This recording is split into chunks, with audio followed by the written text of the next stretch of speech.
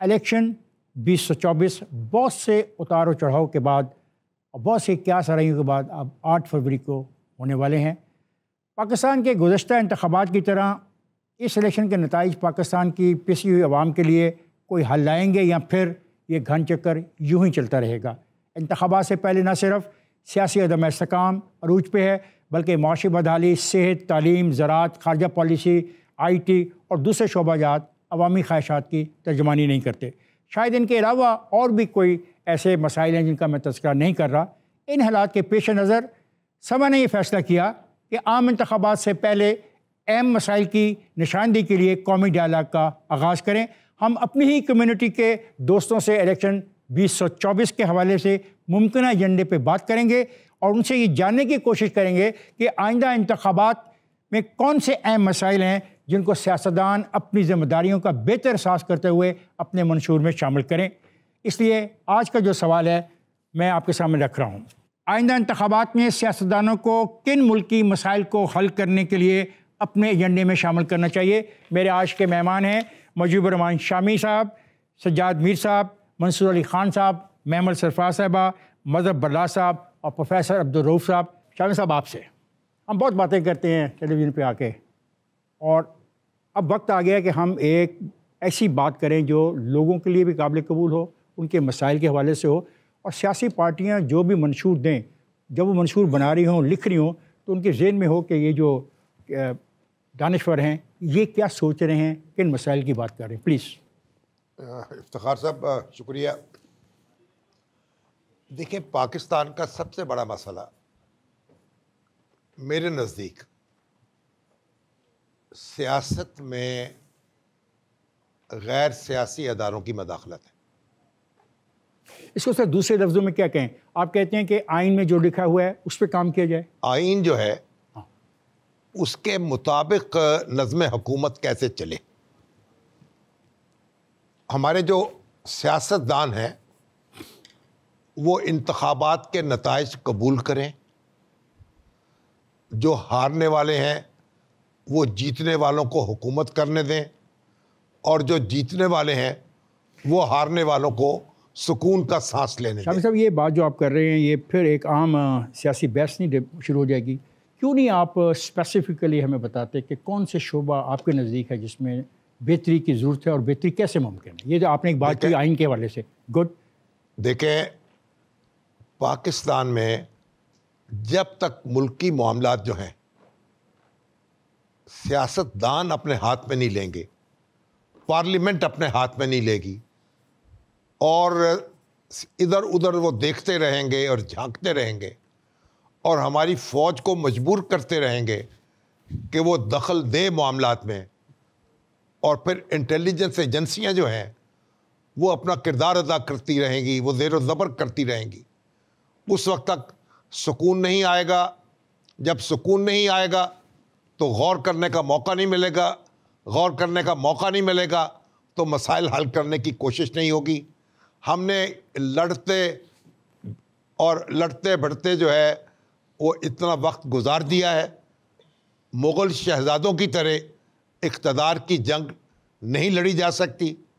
تو جو انٹیلیجنس ادارے ہیں ان کا کردار محدود ہونا چاہیے، انہیں کسی طور سیاست میں دخل اندازی نہیں کرنی یہ چاہیے۔ آپ کی تجویز ہے۔ اب سیاسی جماعت اس کو اپنے منشور میں کیسے شامل کرے؟ کیا لفظ استعمال کرے؟ کیا اس کو لفظوں کا ان کو یہ عہد کرنا چاہیے کہ وہ کسی بھی طور غیر سیاسی اداروں سے امداد نہیں لیں گے اور ان کے ساتھ مل کر سیاست جو ہے اس کو گدلا نہیں کریں گے۔ شامی صاحب، آپ یہ کہہ رہے ہیں کہ سیاسی جماعتوں کو اپنے منشور میں اس بات کی یقین دہانی دلانی ہے عوام کو کہ ہم ایسی کوئی حرکت نہیں کریں گے جو غیر جمہوری ہو، اور ہم جو انٹیلیجنس ایجنسیوں کا جو رول ہے اس کو ہم تسلیم نہیں کرتے۔ آپ یہ کہنا چاہیں؟ دیکھیے، میں سمجھتا ہوں کہ جو فوج کے سربراہ ہیں وہ سینئر موسٹ جنرل جو ہے فوج کا سربراہ ہونا چاہیے، یہ بات طے ہو جانی چاہیے اس ملک۔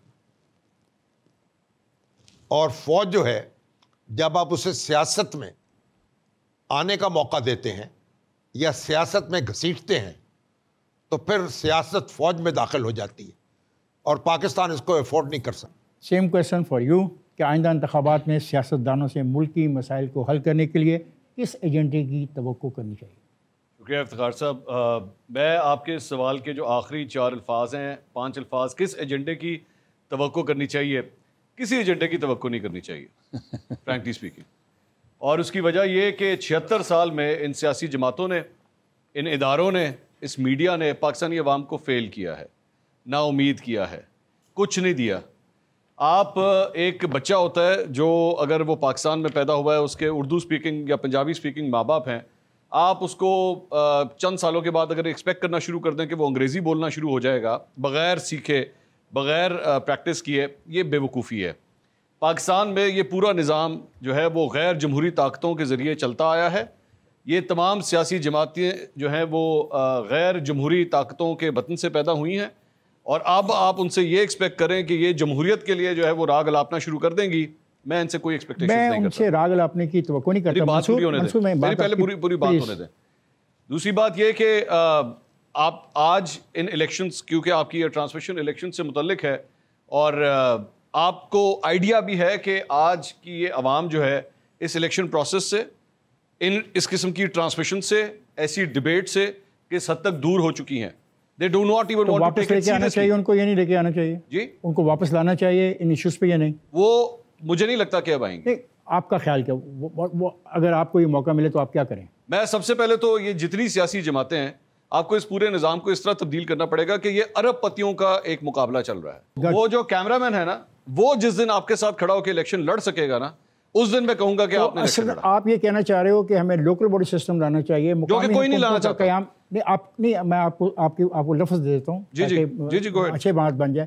آپ یہ تجویز کر رہے ہو کہ سیاسی جماعتوں کو مقامی حکومتوں کی طرف جانا چاہیے تاکہ کیمرہ مین جو ہے یہ بھی الیکشن لڑے. کیمرہ مین، اسٹوڈنٹ، ڈرائیور، کوک، جو عام افراد ہیں جن کی تنخواہ 40,000 30,000 ہے، وہ بھی یہ کہہ سکے کہ ہاں میرے ذہن کے اندر بھی ایک سائٹ ہے، ایک ویژن ہے، اور میں الیکشن لڑنا چاہتا ہوں. لیکن وہ نہیں لڑ سکتا. آپ کو پتہ ہے وہ ہارے گا. پاکستان میں آج تک کتنے سیاستدان، مجھے یہ بتائیے، آپ نے الیکشن میں ان کو جعلی ڈگری کے اوپر نااہل کیا، آپ نے ان کو توشہ خانہ کے اوپر نااہل کیا، آپ نے ان کو بیٹے سے تنخواہ نہ لینے کے اوپر نااہل کیا. پاکستان کے اندر کتنے سیاستدانوں کو آپ نے اس بات پہ نااہل کیا کہ تمہاری الیکشن کے اوپر یہ لیمٹ تھی پیسہ خرچ کرنے کی، لیکن تم نے 50 لاکھ روپے خرچ کیے، تمہاری ایسی کی تیسی تمہیں نااہل کرتے. کسی کو نہیں کیا اور نہ آپ کریں گے.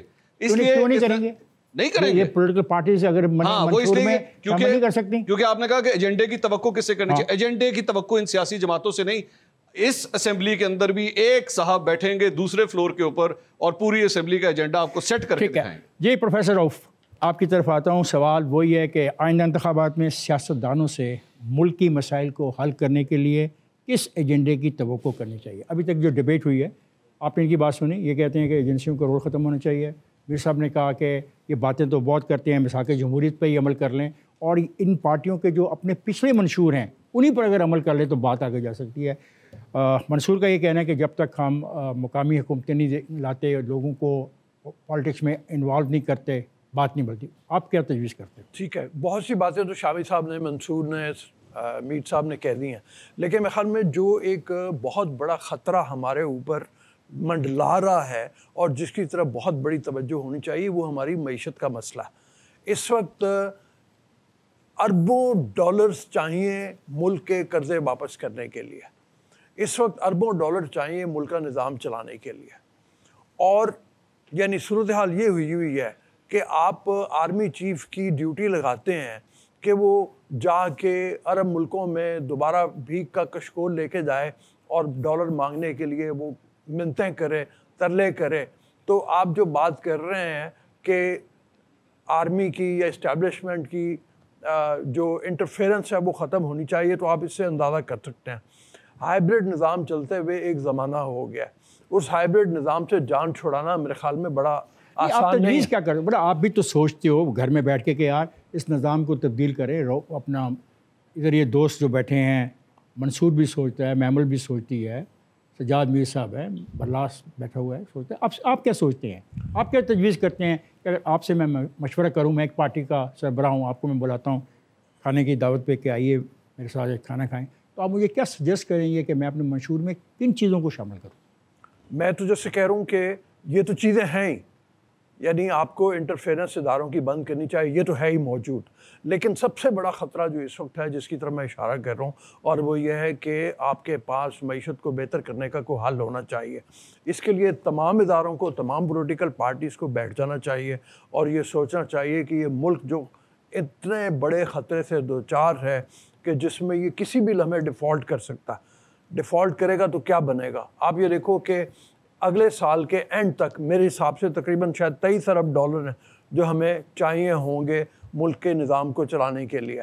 اچھا، اس کے ساتھ اب یہ دیکھو ورلڈ بینک کی ابھی حالیہ رپورٹ ایک جو آئی ہے اس کی طرف بھی توجہ ہونی چاہیے، جو کسی پارٹی کے منشور میں ہمیں۔ پروفیسر صاحب یہ بات ٹھیک ہے، لیکن ہم کریں کیا؟ مطلب مجھے آپ کیا تجویز کرتے ہیں کہ یہ جو خامیاں ہیں، جو کوتاہیاں ہیں، جو معاشی میری بدحالی ہے، اس میں کیسے قابو پاؤں؟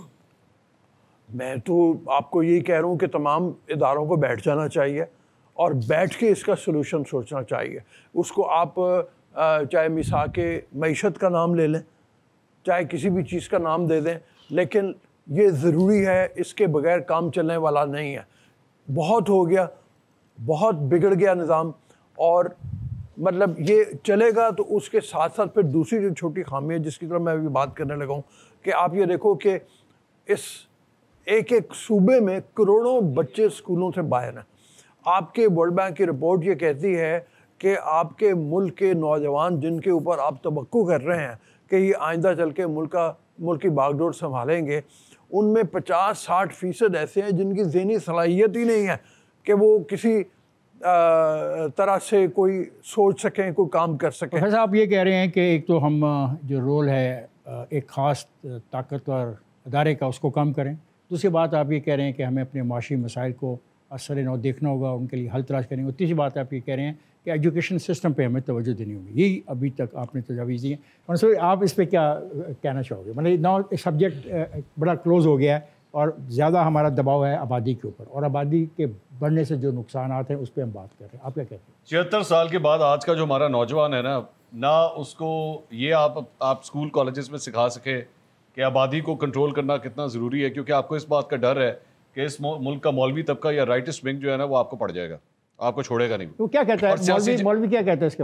وہ سمجھتے ہیں کہ اس کے اوپر ڈبیٹ ہی نہیں ہونی چاہیے، بات ہی نہیں ہونی چاہیے، یہ فیکٹ ہے، یہ فیکٹ ہے۔ کیوں نہیں ہو سکتی؟ وہ پھر آپ کو ہم سے زیادہ آرتھوڈاکس کاؤنٹر کریں نا، آپ ان کو کیونکہ آپ کی سیاسی جماعتیں ڈرتی ہیں، آپ کی سیاسی جماعتیں ڈرتی ہیں کیونکہ آپ کو ان کا ریلیجس ووٹ بینک چاہیے الیکشن کے۔ تہیہ کریں نا، ارادہ کریں۔ Welcome back to the program. اور ڈبیٹ تھوڑی سی ہیٹڈ ہو گئی ہے، اس میں ایک توانائی پائی جا رہی ہے، اور یہ توانائی دی ہے منصور نے چیز کو پکڑ کے۔ یہ منصور آپ تجویز کیا کرتے ہیں؟ تجویز یہ ہے جو دیکھو فنڈامنٹلی آپ دیکھو جی میں بتاتا ہوں نا، آئینی طور پہ آپ کسی کو کسی کاروبار سے روک نہیں سکتے، جی تجویز کیا ہوگا؟ ریگولیٹ کر سکتے ہیں۔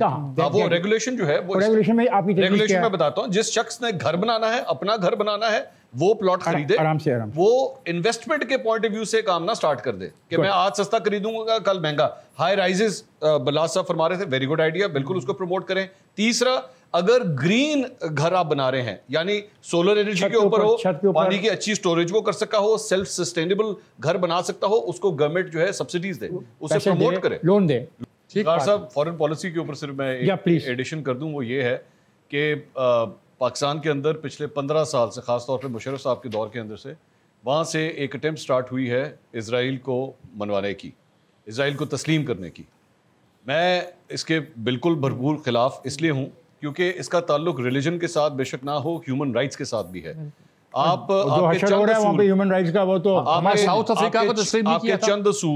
کے چند اصول جو ہوتے ہیں وہ پرنسپل اصول ہوتے ہیں، آپ اپنے ہمسایوں کے ساتھ تعلقات بے شک ٹھیک کیجئے، لیکن تعلقات ٹھیک کرنے کے باوجود آپ کے کچھ پرنسپل سٹانس ہوتے ہیں۔ مسئلہ کشمیر ایک پرنسپل سٹانس ہے ہمارا، اسی طرح ایسی کوئی کوشش آنے والی سیاسی جماعتیں جو وہ حکومت میں آتی ہیں، کم از کم اس کوشش کو جو ہے اسے نلیفائی کرنے کی ضرورت ہے۔